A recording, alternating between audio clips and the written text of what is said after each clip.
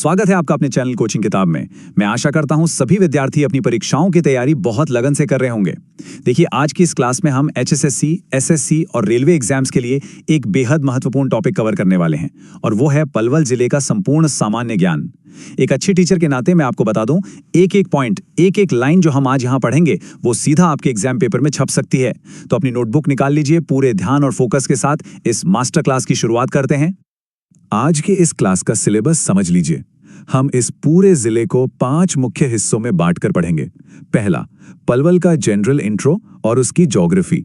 दूसरा, महात्मा गांधी और freedom struggle में पलवल का योगदान। तीसरा, इसकी माइथोलॉजिकल हिस्ट्री और यहाँ के प्रमुख टेम्पल्स। चौथा, हिस्टोरिकल हेरिटेज यानी ऐतिहासिक धरोहर।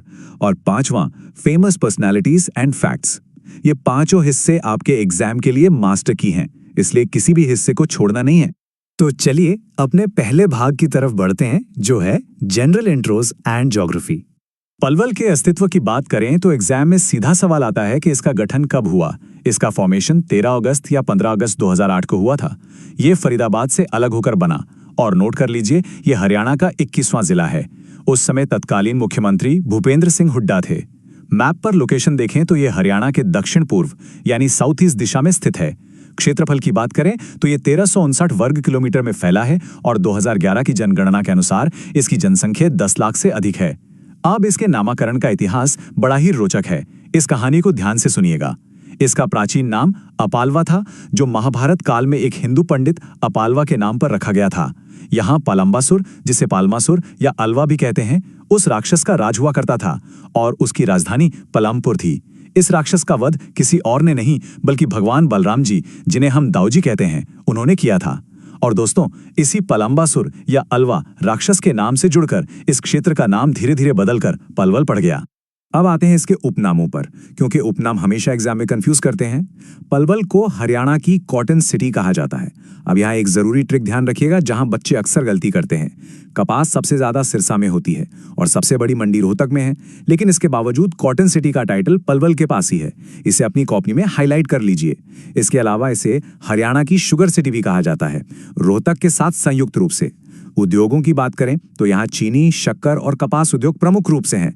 साथ ही बढ़ते प्रदूषण को कम करने के लिए यहाँ इलेक्ट्रॉनिक बसों की एक स्पेशल यूनिट भी लगाई गई है, जहाँ ई बसें बनाई जाती हैं। प्रशासनिक स्ट्रक्चर को थोड़ा और डीपली समझते हैं। पलवल फरीदाबाद मंडल यानी डिवीजन के अंतर्गत आता है।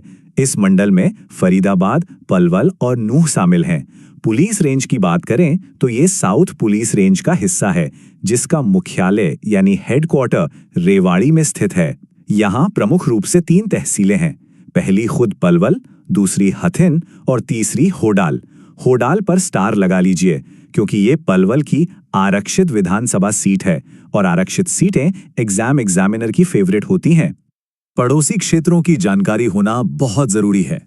हरियाणा के पड़ोसी जिले जो पलवल से लगते हैं वो हैं फरीदाबाद, गुरुग्राम और नूह, जिसे हम मेवात भी कहते हैं। पड़ोसी राज्यों की बात करें तो उत्तर प्रदेश के मथुरा और अलीगढ़ जिले सीमा बनाते हैं और राजस्थान का भरतपुर जिला इससे लगता है। अब यहाँ एक बहुत ही महत्वपूर्ण एग्जाम ट्रिक है, थोड़ा ध्यान दीजिएगा।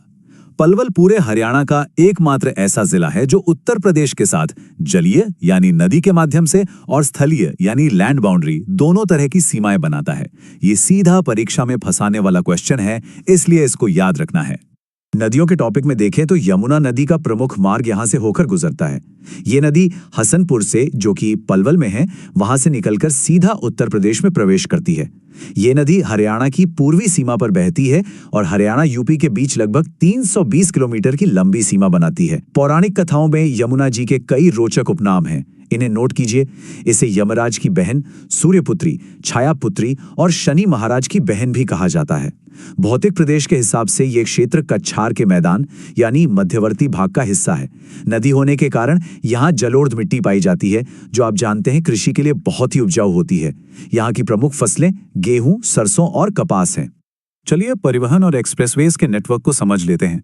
राष्ट्रीय राजमार्ग यानी नेशनल हाईवेज में से NH-44 यहाँ से गुजरता है, जिसका पुराना नाम याद रखना है, NH-2 या शेरशाह सूरी मार्ग। इसके अलावा NH-919 भी यहाँ स्थित है। प्रमुख एक्सप्रेसवेज में 2 सबसे बड़े नाम यहाँ आते हैं। पहला है KMP यानी कुंडली मानेसर पलवल एक्सप्रेसवे, जिसे पश्चिमी परिधियां कहा जाता है, और दूसरा है केजीपी यानी कुंडली गाजियाबाद पलवल एक्सप्रेसवे, जो पूर्वी परिधिया कहलाता है। इनकी फुल फॉर्म हमेशा ध्यान रखनी है। बढ़ते हैं भाग 2 की तरफ, Mahatma Gandhi and freedom struggle. देखते हैं आजादी की लड़ाई में पलवाल का क्या रोल रहा। दोस्तों, भारत में महात्मा गांधी की पहली गिरफ्तारी इसी पलवल रेलवे स्टेशन से हुई थी, जब वो रॉलेट एक्ट के विरोध में इधर आ रहे थे। अब यहाँ तिथि को लेकर एक छोटा सा टेक्निकल विवाद है जो आपको क्लियर होना चाहिए। HSSC 10 अप्रैल 1919 को ही सही जवाब मानता है, तो परीक्षा में हमें यही विकल्प चुनना है। जबकि अगर आप स्टेशन के बाहर जाएंगे तो वहां 8 अप्रैल 1919 लिखा हुआ मिलता है। गांधी जी की याद में यहाँ एक महात्मा गांधी आश्रम भी बनाया गया है, जिसकी स्थापना वर्ष 1938 में हुई थी। एक जरूरी सवाल आता है कि इसका उद्घाटन किसने किया था, तो वो किया था नेताजी सुभाष चंद्र बोस ने। और आगे चलकर वर्ष 1962 में यहाँ गांधी जी के जीवन पर एक भव्य प्रदर्शनी भी लगाई गई थी। स्वतंत्रता संग्राम की बात चल रही हो और राय बहादुर लाला मुरलीधर जी का जिक्र ना हो, ऐसा बिल्कुल नहीं हो सकता। इनका प्रसिद्ध उपनाम था grand old man of Punjab. यहाँ ध्यान देने वाली बात यह है कि इनका जन्म तो पलवल में हुआ था, लेकिन इनकी कर्मभूमि अंबाला थी, तो इसमें कंफ्यूज नहीं होना है। जब 28 दिसंबर 1885 को बॉम्बे में कांग्रेस की स्थापना हुई थी, तो उसके 72 संस्थापक सदस्यों में से हरियाणा का प्रतिनिधित्व लाला मुरलीधर जी ने ही किया था। और ठीक अगले साल 1886 में इन्हीं के अटूट प्रयासों से हरियाणा में कांग्रेस की पहली शाखा अंबाला में स्थापित हुई थी। लाला मुरलीधर जी के बारे में एक और जरूरी तथ्य आप लोग लिख लीजिए।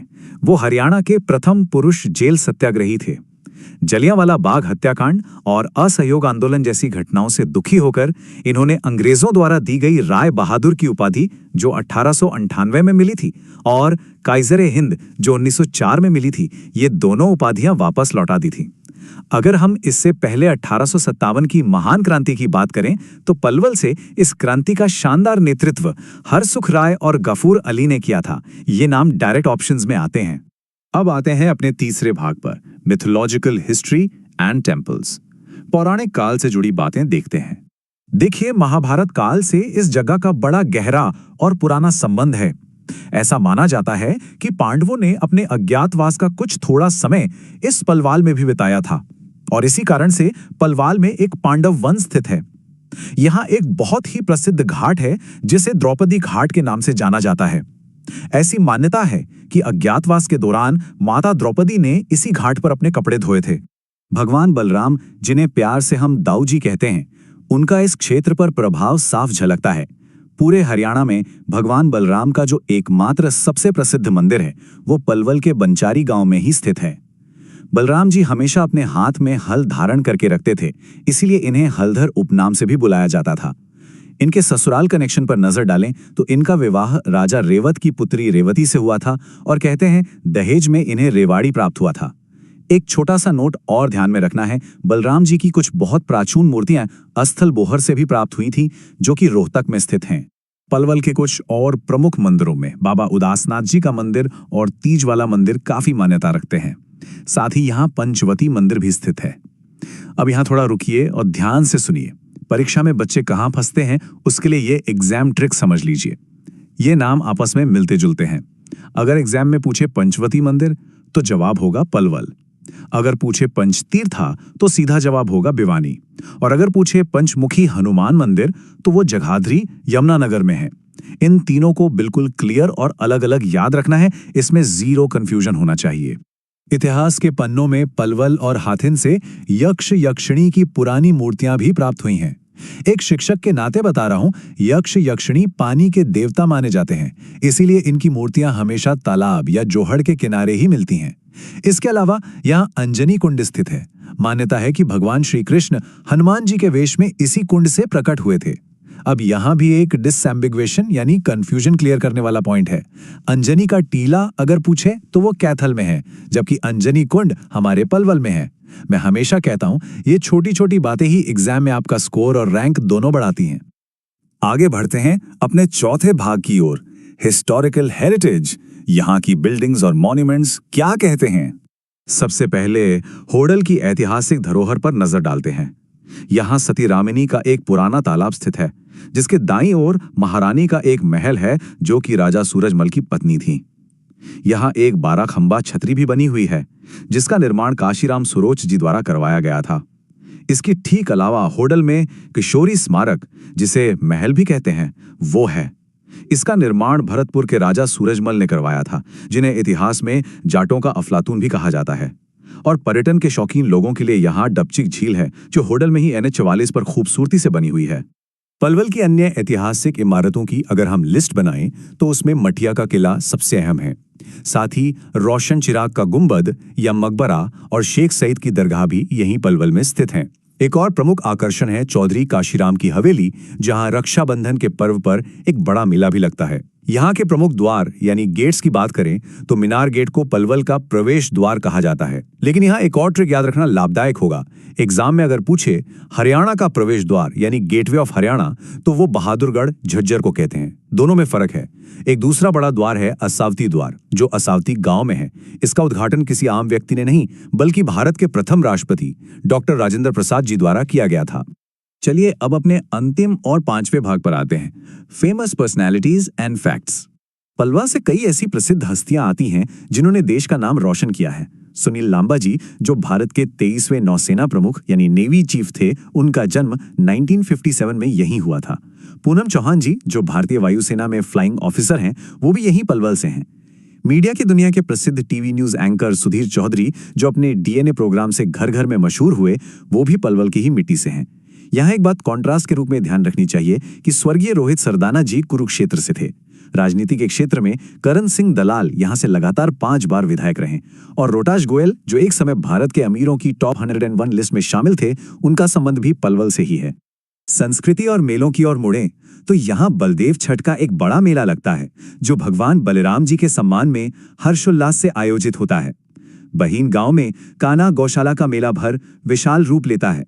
साथ ही दादा कान्हा रावत जी की याद में भी एक मेला उनके गांव में आयोजित होता है। कलाकारों की सूची में रंजीत सिंह एक बहुत ही महारत हासिल प्रसिद्ध नगाड़ा वादक थे, जो पलवल से संबंध रखते थे।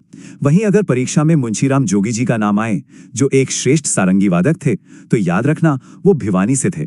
इन दोनों दिग्गजों के मध्य का अंतर आपको स्पष्ट रखना चाहिए। अंत में कुछ शिक्षा और विविध प्रमुख तथ्य देख लेते हैं। दुंधोला गांव में श्री विश्वकर्मा स्किल यूनिवर्सिटी स्थित है। ध्यान रहे, ये 2016 में स्थापित हुई और ये पुणे भारत की प्रथम स्किल यूनिवर्सिटी है। मेडिकल और खेल क्षेत्र में यहाँ हृदय रिसर्च सेंटर, जो श्री सत्य साई हॉस्पिटल में है, और नेताजी सुभाष चंद्र बोस स्टेडियम शामिल हैं। एक संस्था है मेवात विकास बोर्ड, जिसकी स्थापना 1980 में हुई थी। ध्यान देना, ये बोर्ड पलवाल की हाथिन तहसील के विकास का कार्य देखता है। और अंत में एक बड़ा प्राउड रिकॉर्ड कोंडल गांव ने बनाया था, जहां 1391 लिंगानुपात दर्ज करके पूरे हरियाणा में एक ऐतिहासिक रिकॉर्ड कायम किया गया था। साथ ही यहाँ रसूलपुर गढ़पुरी में नवोदय विद्यालय भी स्थित है। तो दोस्तों, जैसा कि आपने देखा, एक तरफ जहां पलवाल में गांधी जी की पहली गिरफ्तारी हुई थी, वहीं दूसरी तरफ इसके एक गांव ने 1391 लिंगानुपात का ऐतिहासिक रिकॉर्ड भी बनाया है। इतनी विविधता और इतिहास समेटे इस जिले में और न जाने कितने अनकहे राज छुपे होंगे। क्या लगता है आपको? इस पूरी मास्टर क्लास को बार बार रिवाइज जरूर करना, क्योंकि एग्जाम में सवाल यहीं से बनेगा।